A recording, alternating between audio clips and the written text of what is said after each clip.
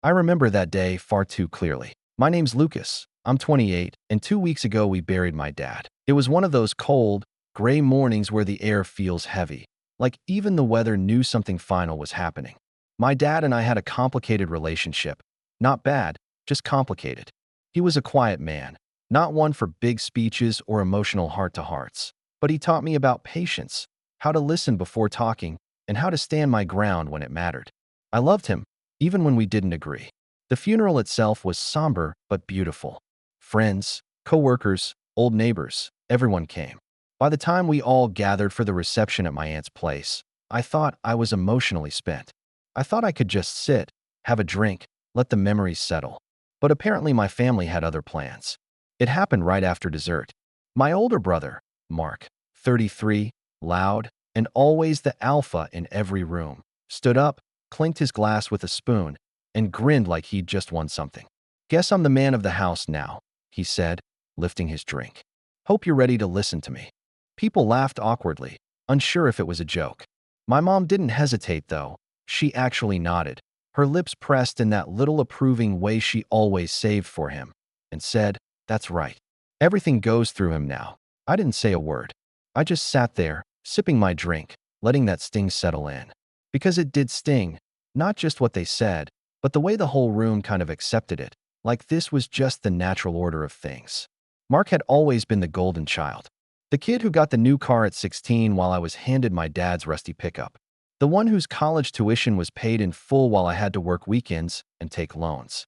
It wasn't a mystery who my parents favored, but something about hearing it that day, at that table, right after we put Dad in the ground, that was different. I could feel my jaw tightening as Mark launched into some rambling story about how he'd take care of things now, like he was inheriting a kingdom. I let him have his moment, because sitting just 2 tables away was my dad's lawyer, quiet, eating a piece of pie. And I knew exactly what was about to happen next. The thing is, what my family didn't know, what they never cared to ask about, was how close Dad and I actually were in the last few years. After Mark moved out and started his family, I started visiting Dad more often. We worked on his old motorcycle together, had quiet Saturday barbecues, and even took a road trip last year, just the two of us. Somewhere along the line, our relationship changed. I became more than just the younger son. I became the person he confided in. And because of that, I knew about the will. As Mark kept talking, I noticed a few relatives exchanging looks. Even my aunt seemed a little uncomfortable with how smug he sounded. "Everything goes through him now." Mom's words kept echoing in my head. She looked almost relieved, like she could finally pass the torch and not worry about anything anymore. I finished my drink, set it down, and glanced toward the lawyer. He caught my eye, gave me the smallest nod, and reached for his briefcase. My heart started pounding. This was the moment. Mark was in the middle of explaining how he was going to handle Dad's tools and probably sell the cabin when the lawyer cleared his throat. The room went quiet. Even Mark stopped talking mid-sentence, his smug smile flickering for just a second. "Ladies and gentlemen," the lawyer said, standing. "At the request of the family, I'll be reading the last will and testament of Mr. Daniel Pierce." You could feel the shift in the room. Some people straightened in their seats. My mom folded her hands in her lap. Mark sat back with that same little smirk, probably expecting to hear his name over and over again. But I already knew what was written. And in that moment, sitting there with everyone's eyes darting between me, Mark, and the lawyer, I felt a calm settle over me that I hadn't felt all day. Because this was the part where everything they thought they knew about who runs the house now was about to come crashing down. And I just sat there, waiting. The lawyer pulled out a thick, cream-colored envelope with my dad's neat handwriting across the front. You could have heard a pin drop in that room. Everyone leaned forward a little. Even the kids who had been half asleep after dessert were suddenly quiet. "Before we begin," the lawyer said, adjusting his glasses, "your father wanted me to remind you that this will represent his final wishes." He was very specific about how things should be handled. That made my mom nod again, like she already knew what was coming. Mark smirked, leaning back in his chair with his arms crossed, like a king waiting for his crown. The lawyer began reading. "My estate, including all property, assets, and personal belongings, is to be distributed as follows." You could feel the collective breath being held. He started with small things, sentimental items. Dad's watch collection was to go to Uncle Jeff. his old fishing gear to Grandpa's best friend. The motorcycle he'd restored was to be given to me. I couldn't help but smile at that. I'd spent months with him in the garage fixing it up. Mark snorted quietly. Figures, he muttered, just loud enough for me to hear. Then came the part everyone was waiting for. The family cabin, the lawyer continued, is to be kept within the family and maintained as a place of gathering and rest. It is to be held in trust and managed by, he paused, glancing at the page, Lucas Pierce. That was the first crack in Mark's expression. His smirk faltered. What? He said, half laughing. The lawyer ignored him and kept reading. Lucas will have sole discretion over its upkeep, its use, and who is allowed to stay there. My mom turned to me with wide eyes. He gave you the cabin? Seems like it, I said, keeping my voice calm. My heart was beating so hard I thought everyone could hear it. Mark shifted in his chair. That has to be a mistake. Dad told me I could use the cabin whenever I wanted. He said. The lawyer raised a hand. Mr. Pierce was very clear in his instructions. This was his decision. Mark sat back, his jaw tight. But the lawyer wasn't finished. As for the remainder of Mr. Pierce's assets, including the savings accounts, investment portfolio, and the house, every single head in the room turned toward the lawyer.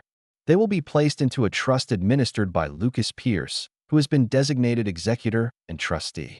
I didn't move, didn't even blink.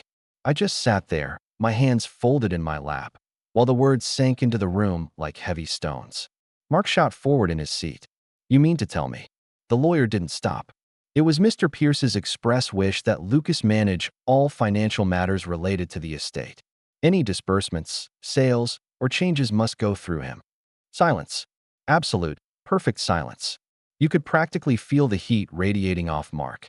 His face had gone from pink to red in seconds. This is ridiculous, he spat.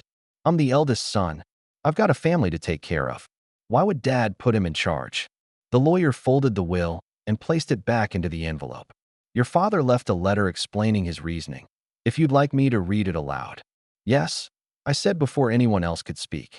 The lawyer took out a single sheet of paper, his voice calm as ever. Mark, you've always been the loudest voice in the room, but not always the most careful one. Lucas has shown me, and shown you, whether you noticed or not, that he listens, plans, and follows through. This estate is not just about money. It's about stewardship. I trust Lucas to keep this family's future steady. If you respect my memory, you will respect this decision. The room stayed quiet long after the lawyer finished. My mom's face was pale, her lips pressed together so tightly they'd gone white. Mark looked like he was about to explode, his fists clenched on the table. Are you happy now? He said finally, turning to me. I met his glare without flinching. I didn't write the will, Mark. But you knew, he snapped. You knew and you sat there letting me. Letting you what? I said, keeping my voice level. Crown yourself king? Dad made his choice. Mark stood up so fast his chair nearly tipped over. This isn't over. Sit down, Mom said sharply, surprising everyone. Making a scene isn't going to change anything. But Mark didn't sit. He stormed out of the room, muttering under his breath. I stayed seated, letting the tension hang in the air. Because I knew this was just the beginning, and if I knew Mark, he wasn't going to take this quietly. And part of me almost welcomed it. Because for once in my life, I had the upper hand, and I intended to use it. Mark's footsteps echoed down the hallway as he left, but his presence lingered like smoke. Everyone sat there in silence for a good 30 seconds after he was gone. You could feel the discomfort hanging over the room like thick fog. People shifted in their seats, looking at me, looking at my mom, waiting for someone to say something. Mom broke the silence first. Lucas, she said slowly, her voice carefully controlled. You knew about this? I nodded once. Dad told me a few months ago. He wanted me to be prepared. Her lips tightened. And you didn't think to tell us? I set my glass down. Dad asked me not to. He wanted everyone to hear it at the same time. He said it was the only way to make sure it was taken seriously. That stung her. I could see it in the way her eyes narrowed, like I had just taken her authority and ripped it in half. Your father should have discussed this with me, she said. He did, I said quietly. He told me he tried to talk to you and Mark last year, but every time he brought it up, you both brushed him off. She opened her mouth, then closed it again, looking down at her lap. The lawyer cleared his throat, clearly eager to wrap things up before the family tension spilled over into a full-blown fight. "If there are no further questions," he said, "I will make copies of the will available to all beneficiaries. Lucas, as executor, I'll need to schedule a meeting with you next week to go over the paperwork." I nodded, feeling everyone's eyes on me. For the first time in my life, I wasn't the quiet one sitting in the shadow of my older brother. I was the one with the power, and it scared me just a little, but there was something almost satisfying about it too. As people started to get up and put their coats on, I caught snippets of whispered conversations. "Did you know about this? Why, Lucas, Mark's not going to let this go." Oh, I knew he wasn't going to let this go. That night, after everyone left, I stayed behind to help my aunt clean up. She was one of the only people who looked genuinely relieved when the will was read. "Your dad made the right choice," she said as she rinsed dishes. "Mark's got too much pride and not enough patience. He'd sell everything off just to prove a point." That made me pause. "You think he'll actually try something?" She gave me a sad little smile. "Lucas, your brother's been competing with you since the day you were born. Of course he'll try something." I didn't sleep well that night. Sure enough, the first text from Mark came the next morning. "Mark, we need to talk. You can't actually be planning to keep everything for yourself." I stared at my phone for a while before replying. "Me, we can talk, but I'm following Dad's wishes." He didn't respond right away, which was honestly more unnerving than if he'd just called me and yelled. By that evening, he showed up at my place unannounced. He didn't even knock, just let himself in like he still lived there. His wife, Jessica, was with him, holding their youngest on her hip. She looked uncomfortable, like she didn't want to be there. "Nice place," Mark said flatly, glancing around like he was appraising it. Guess being Dad's favorite really paid off. I stood up from the couch, keeping my voice calm. "You want to sit down and talk, or do you just want to throw insults?" He narrowed his eyes, "But Saturday, here's what's going to happen. You're going to sign over half of everything. The accounts, the cabin, the tools, and we'll manage them together." I actually laughed. "That's not happening, Mark." He leaned forward. "You think you can handle this on your own? Managing an estate isn't just a game. There are bills, taxes, upkeep." "Yeah," I interrupted. "I know. Dad walked me through it all before he passed. He showed me where every file is, every account, every key. He trusted me to handle it." Jessica shifted uncomfortably. "Mark," she started, but he held up a hand. "This isn't fair," he said, his voice getting louder. "You've always been the failure. I was the one who stayed in school, got a job, started a family. You were also the one who ignored Dad's calls half the time." I shot back, my patience finally wearing thin. "You never visited unless there was a holiday dinner or you needed money. Don't act like you were the dutiful son." His face went red. "Careful," he said. "No," I said, standing now. "I'm done being careful. Dad chose me, not you. Not because I'm perfect, but because I actually listened to him." Jessica looked between us, her expression pained. "Mark, maybe we should just respect his wishes," she said softly. He stood up, towering over me. "You think this is over? I'll fight this if I have to. I'll get a lawyer." "Go ahead," I said, my voice steady. "But you'll lose. The will's airtight. Dad made sure of it." He glared at me for a long moment, then turned and stormed out, Jessica following behind him with a resigned look. When the door slammed shut, I finally let out the breath I'd been holding. My hands were shaking, but not from fear, from adrenaline. Because I knew that wasn't the end. That was just round one. Over the next week, little things started happening. Someone accidentally canceled the lawn service at the cabin. A neighbor called to say Mark had been seen poking around the property. I even got a notice from the bank that someone had tried to access one of Dad's accounts without authorization. I started documenting everything. Every text, every call, every strange occurrence. I wasn't going to be blindsided. When I met with Dad's lawyer, I told him what was going on. He nodded gravely. "I'll add a protective clause to the trust. If anyone tries to interfere or damage estate property, they forfeit their right to any inheritance." That was exactly what I wanted. By the second week, Mark had gone from subtle interference to outright hostility. He left me a voicemail saying he'd take me to court, that he had a right to half of everything. But I had something he didn't: patience. And I knew if I just let him keep digging, he'd eventually bury himself. I just had to wait for the right moment. And when it came, I was going to make sure the entire family saw exactly who he really was. Because for once, I had the leverage. And I was ready to use it. I didn't have to wait long for the moment to come. 3 weeks later, Mom insisted on having everyone over for a family dinner. Her words, not mine. I knew it was a setup before I even walked in the door. Mark's truck was already in the driveway, and through the window, I could see him pacing near the dining table like he owned the place. Jessica sat quietly next to their kids, looking like she'd rather be anywhere else. I walked in carrying the folder I'd been putting together for weeks. Every text, every bank alert, every photo my neighbor had sent of Mark sneaking around the cabin. Mom gave me a tight smile, the kind that was supposed to look polite but didn't reach her eyes. "Lucas," she said, "thank you for coming. We need to clear the air." "Sure," I said, taking my seat but not taking off my coat. I wanted them to know I wasn't planning to stay long. Mark wasted no time. "Here's the deal," he said, slapping the table.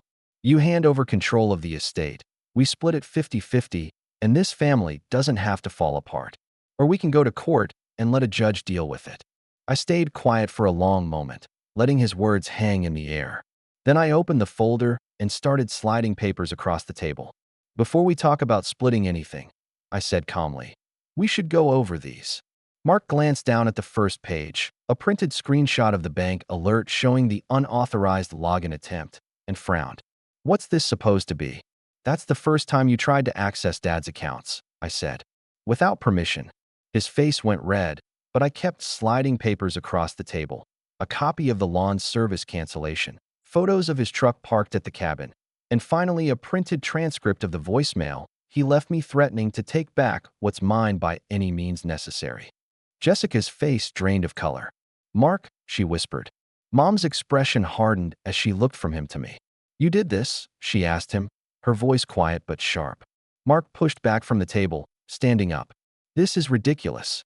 He's just twisting everything to make me look bad." "Really?" I said, standing too. "Because the trust clause Dad's lawyer added says if anyone tries to interfere with estate property or finances, they lose their right to inherit. So go ahead, keep pushing. I'll have the lawyer file this tomorrow."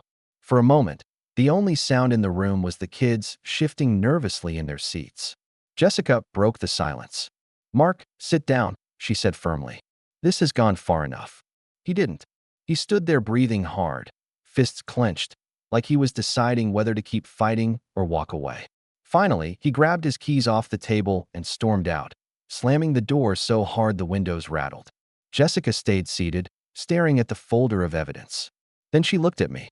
"I'm sorry," she said quietly. "I didn't know he'd been doing all this." I nodded. "It's not your fault. But I can't let him wreck everything Dad worked for." When she gathered the kids and left, Mom just sat there staring at her hands. For once, she didn't look angry, just tired. "I never thought it would come to this," she said softly. "Neither did I admitted. But Dad trusted me to do the right thing. That's what I'm doing." She didn't argue. She just nodded once, like maybe for the first time she finally understood. The next morning, I met with the lawyer and officially filed the breach of trust report. Legally, it meant Mark forfeited any right to the assets. It wasn't an easy decision. He was still my brother, but after everything he'd tried to do, I couldn't risk him coming back for more. When the paperwork was finalized, I drove out to the cabin. The sun was setting, casting the whole lake in this warm, orange glow. I sat on the porch steps with a beer, the sound of crickets and the water lapping at the shore the only things breaking the silence. For the first time since the funeral, I felt at peace. Not triumphant, not smug, just calm. I didn't hear from Mark for months. Word eventually got around that he'd moved a few towns over, took on extra work to cover some debts, and was trying to get back on his feet. Jessica sent me a message a few months later thanking me for not completely cutting them off. I'd made sure the kids could still come up to the cabin during the summer if they wanted. Mom eventually came around too. She started calling more, asking my opinion on things, even inviting me over without Mark being involved. It was awkward at first, but we slowly found some common ground. One afternoon, nearly a year later, I stood in the cabin's kitchen cooking burgers on the old cast-iron skillet Dad used to swear by. I looked around at the photos on the wall, the worn furniture, the fishing poles leaning against the corner, all the little pieces of him that still lived there, and I realized something. This wasn't just about beating Mark or winning. This was about protecting what Dad loved most. And I had done exactly that. When I locked up the cabin that night and stepped outside, The stars were just starting to come out over the lake. I thought about Dad, about that road trip we'd taken, about all the quiet lessons he'd taught me that no one else even knew about. "Don't worry, Dad," I said softly into the night. "I've got it handled." And for the first time since the day we buried him, I actually believed it.